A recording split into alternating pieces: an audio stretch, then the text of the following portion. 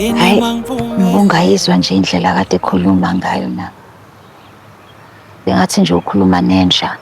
Mhlawumbe kuyamele ukuthi ngikhulume naye manje indodana. Uthini-ke?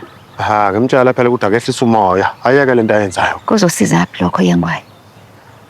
Ngoba phela kwamina nje angazi ukuthi ngixoliselani kangaka. Kunini ngixolisa bakwethu. Kodwa manje yini le ngiyixolisela kangaka nami engingayazi. Angazi ukuthi ngilungisa kanjani yonke lento. Hayi, mhlawumbe Ndongole sekuyomela ukuthi uyinike isikhathi lento. Uzoyehla umoya, mase yabona ukuthi awukho ebhutheni wena. Mina ngimazi ngempela ukuthi usanele ungenwe yini. Indlela nje athukuthele ngayo udini uganini wabo. Uyambona nje noma ehlangana nawe ukuthi hayi ube uyakwazi ngabe nje uyakuhlafuna kufele khona manje. Hayi, kodwa-ke uzohamba ubuye umqondo kuyena. Abone ukuthi umuntu osephutheni akuwena la. Hayi angazi, mangasenzeki lokho. Ngangenzeka into ngalela. Kwenza. Ungasinyana-ke makonja.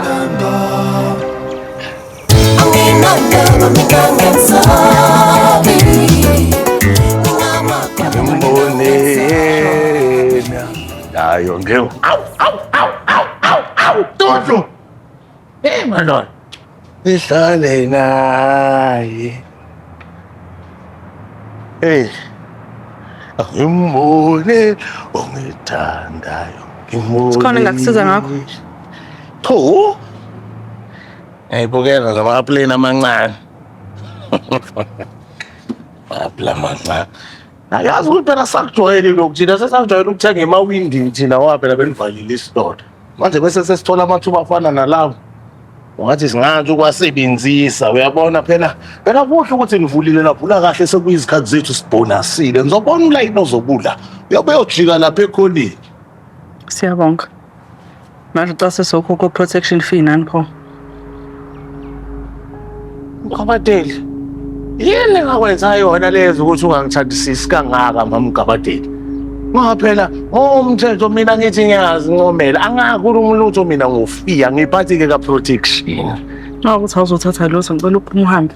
Wonke umuntu ozothenga la ekhaya umphatha ngale ndlela noma mina kuphela ukhipha iphela emasini. Phinda uma ungangizwa ngizombiza umgabadeli kuyena okuxoshayo ngoba engathi awungizwa kahle ukuthi ngithini mina. Asinakho ukuthi manje ngidlala imali ngiyasho imali ningi. Angizazi ukuthi ngiyenzini imali manje sekwaba icala lelo sekuzolibizela umgabadeli ngisho ukuthi imali iningi angazi ngithele kade ngiyihalela lezi zinto ukuthi ngizozithenga ngoDisemba fikele kuDisemba. Shiya imali yalokho okuthathile uphume. Ethona ngani